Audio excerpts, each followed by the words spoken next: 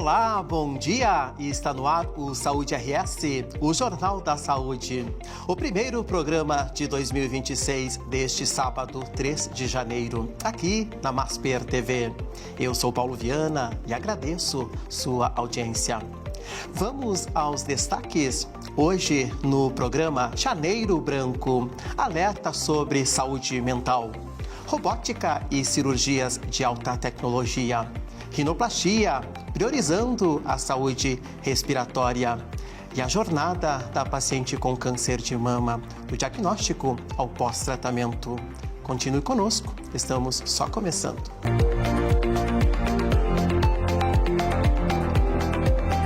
Como anda a sua saúde mental?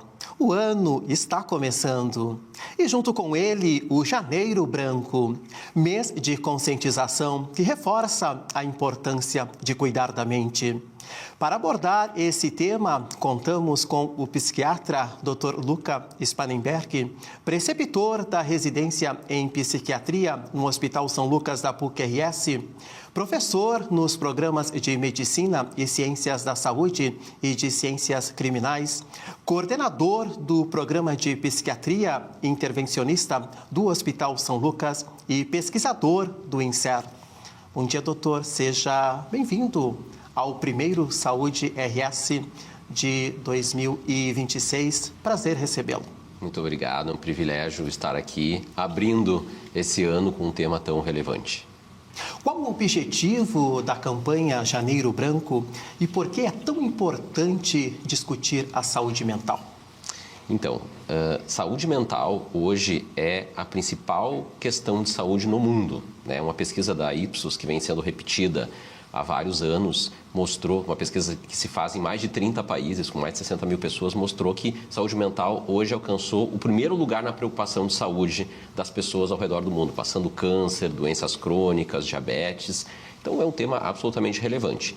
E janeiro, então, tem esse movimento que, de uma maneira interessante, é um movimento que saiu da sociedade civil, assim, não partiu de associações profissionais, mas que pretendem inaugurar, então, o ano com uma campanha de conscientização sobre esse problema que afeta, né, grande parte das pessoas e que tem a ver com a gente refletir, então, sobre como é que a gente levou o ano anterior e, como uma página em branco, né, poder planejar os próximos passos, pensando nas nossas melhores decisões e nas estratégias para lidar com as demandas do ano que está começando, aproveitando, então, essa transição.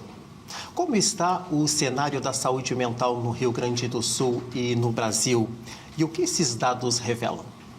Então, a gente tem vivido problemas importantes de saúde mental. O mundo inteiro, principalmente após a pandemia, né, legitimou o problema, né, não só reconhecendo, né, problemas que apareciam numa escala cada vez maior, mas a própria pandemia trouxe problemas adicionais, né?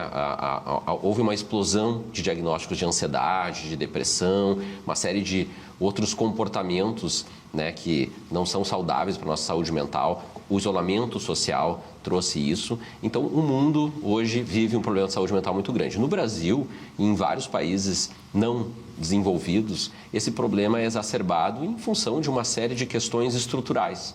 Por exemplo, o financiamento público para a saúde mental. Enquanto os países de alta renda destinam cerca de 5% ou mais do orçamento para a saúde mental, os países não desenvolvidos, aqui no Brasil, em torno de 2%. Então, é muito pouco financiamento para a saúde mental. Isso reflete na prestação de serviços, na estrutura montada, no acesso, na qualidade, trazendo, então, desafios enormes aí para a nossa realidade local e nacional. Quais os principais desafios das políticas públicas para a saúde mental no Brasil? Um dos grandes desafios é a gente trazer esse tema como prioritário, né? E o custo disso é enorme. Não priorizar esse tema hoje traz um custo direto, né, em termos de anos vividos com incapacidade, absenteísmo, problema aí para as empresas, presenteísmo e uma série de ônus aí para o sistema previdenciário, afastamentos laborais, né? Mas também custos indiretos que são imponderáveis. Uma pessoa adoecida com saúde mental, ela implica em cuidados que muitas vezes uma segunda pessoa, uma terceira, também fica ali mobilizada para cuidar. Então, enquanto a gente não legitimar esse tema, não botar ele como prioritário, não financiar formar recursos humanos, né, que possam, né, dar conta, né, de trazer ativos de saúde mental para as pessoas mapearem riscos, a gente vai ter aí vai estar devendo alguma coisa aí para o problema. Por que a saúde mental tem sido tão negligenciada pelos órgãos públicos? Nós temos uma série de questões, né, que vão desde o estigma, né, que eu acho que tem sido cada vez mais combatido, né, a gente tem observado as pessoas poderem falar mais abertamente sobre o tema, reconhecerem os seus problemas, muitos formadores de opinião aí mostrando que, né, é bom pedir ajuda, é bom fazer terapia, é bom buscar tratamento, mas particularmente na nossa realidade, em alguns países a gente vive também um cenário onde tem uma certa ideologização, né, que não reconhece a saúde mental, principalmente questões voltadas à psiquiatria, como legítimas. Não entendem que isso pode ser um problema de saúde, mas que são simplesmente problemas sociais, né? Então, essa não legitimação do problema que faz com que a gente não tenha uma cobertura com alguns tratamentos que são pacificados no mundo inteiro. Por exemplo, a eletroterapia no nosso meio, né, é muito estigmatizada. Até pouco tempo, alguns locais eram punidos por terem esse procedimento, enquanto é um dos procedimentos que tem maior efetividade, né, em toda a saúde e que em todos os sistemas de saúde públicos do mundo sérios, né, provêem isso para as pessoas e aqui, paradoxalmente, as populações, né, que são mais, vamos dizer assim, tem menos favorecidas, têm menos acesso porque o SUS não provê isso. Então, esse é só um exemplo, né, de como o sistema público, os nossos tomadores de decisões ainda têm dificuldades de poder lidar com esse assunto. Qual é o impacto da saúde mental na vida, no trabalho e nos relacionamentos? É enorme, né? Eu acho que todo mundo, né, já passou por algum momento de instabilidade afetiva, ainda que não com um problema psiquiátrico, e sabe o quanto isso afeta as nossas relações, a nossa capacidade laboral, a nossa entrega, né, a nossa entrega de valor para as coisas que a gente está investindo e fazendo. Então, esse tema é tão importante que agora a gente vai ter, já começou em maio desse ano e a partir de maio do ano que vem vai ser cobrado, né? Tem uma norma regulatória, né, para as questões que envolvem a saúde do trabalhador que obriga as empresas, por exemplo, a mapear risco psicossocial dos trabalhadores. Porque o burnout, né, uma série de questões que envolvem repercussões de saúde mental relacionadas ao trabalho, se tornou uma coisa tão importante que agora a legislação vai cobrar das empresas que mapeiem e tenham ações para prevenir isso. Então, não só na nossa vida pessoal, mas para o mundo do trabalho, para o mundo dos negócios, né? Quantas pessoas a gente vê aí colapsando, né? Às vezes, pessoas que são significativas para uma instituição, às vezes até o tomador de decisão, a pessoa mais importante com problema de saúde mental. Então, quando a gente aborda isso de uma maneira séria, a gente entrega valor, né, inestimável aí, né, para a geração de renda, para a melhora da qualidade de vida das pessoas e, né, para a nossa sociedade evoluir como um todo. Saúde mental na adolescência. Qual é o papel da escola e da família? Absolutamente fundamental, né? A gente, quando fala em saúde mental, a gente tem que pensar nos cenários onde as crianças, os adolescentes estão mais inseridos. Então, em primeiro lugar, né, dentro de casa. Né? Quando a gente tem um ambiente tóxico, e a gente sabe hoje que uma rede de apoio, né, que é frágil, que está adoecida, muitas famílias que estão passando por algumas condições de adoecimento coletivo impactam, né, sobremaneira na saúde mental das crianças e adolescentes. É um fator de risco, o estresse na infância e adolescência, principalmente se continuado, se relacionado a violações de direitos, a violência, é um fator de risco transdiagnóstico, a gente fala para todos os diagnósticos psiquiátricos. Vai impactar na prevalência de depressão, de ansiedade, esquizofrenia, no uso de substâncias. E a escola também.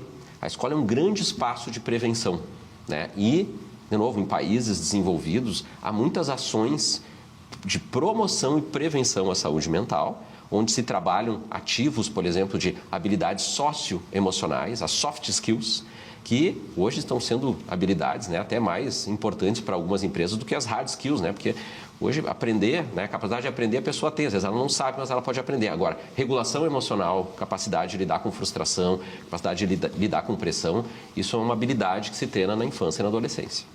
Quais sinais indicam de que alguém precisa de ajuda? A gente tem algumas red flags, né, para situações onde podem indicar uma avaliação especializada. Ansiedade e tristeza são emoções normais, né? Uma pessoa submetida a uma pressão, ela vai ter o sistema de alerta do corpo e da nossa mente ativado e vai gerar ansiedade. Quando essa ansiedade ou quando uma tristeza ela é muito continuada, ela é desproporcional ao evento, ela não passa. Ela é muito intensa e traz prejuízo funcional, isso é, a pessoa deixa de ter a performance que ela tinha, ela não consegue entregar mais aquilo que ela entregava, ela começa a ter alguns prejuízos funcionais, aí é hora de buscar ajuda. Isso pode ser uma identificação, um diagnóstico da própria pessoa, mas muitas vezes é a sua rede de apoio que identifica isso. Afinal, às vezes a gente está tão envolvido com uma situação estressante que a gente não reconhece que aquilo é um problema. Então, também poder ouvir, né, o informante, a rede de apoio em relação a esses sinais e aceitar, né, poder ir para uma avaliação, né, que pode trazer ali um esclarecimento e indicar um caminho melhor, é uma orientação aí importante. Como funciona o serviço de psiquiatria e saúde mental do Hospital São Lucas? O serviço de psiquiatria do Hospital São Lucas da PUC é um serviço terciário que tem uma série de inserções para situações de gravidade intermediária a maior. Então, a gente tem um ambulatório de psiquiatria que hoje atende cerca de 750 consultas por mês. Nós temos uma unidade de internação psiquiátrica com 14 leitos para saúde suplementar, então leitos privados, mas que é a única unidade de saúde suplementar no hospital geral, hoje no hospital privado aqui em Porto Alegre. Nós temos um serviço de psiquiatria intervencionista, e isso é um serviço novo. Então, hoje a gente tem intervenções em psiquiatria como a eletroconvulsoterapia, que eu mencionei, o serviço de estimulação magnética transcraniana, a aplicação da esquetamina intranasal, que é um antidepressivo de ação rápida, também uma tecnologia nova que surgiu e que tem revolucionado o tratamento de depressões graves, além de um serviço de consultoria do nosso hospital que presta assistência, então dá retaguarda para todos os pacientes internados do Hospital São Lucas. Como podemos quebrar o silêncio e o preconceito sobre transtornos mentais?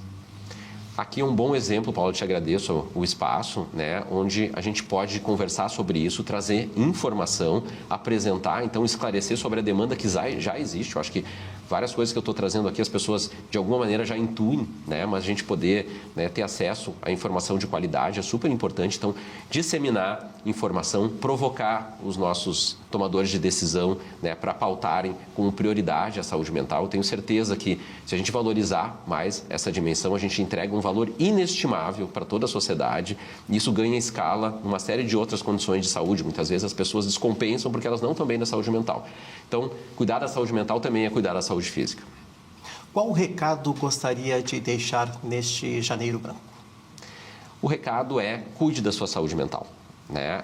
É um dos principais ativos de saúde. Quando a gente está bem com a saúde mental e melhora, evolui em relação a algumas habilidades de enfrentamento, a gente lida com as adversidades de uma outra forma. Então, a gente está mais preparado, inclusive, para lidar com problemas de natureza interpessoal ou até de problemas de saúde.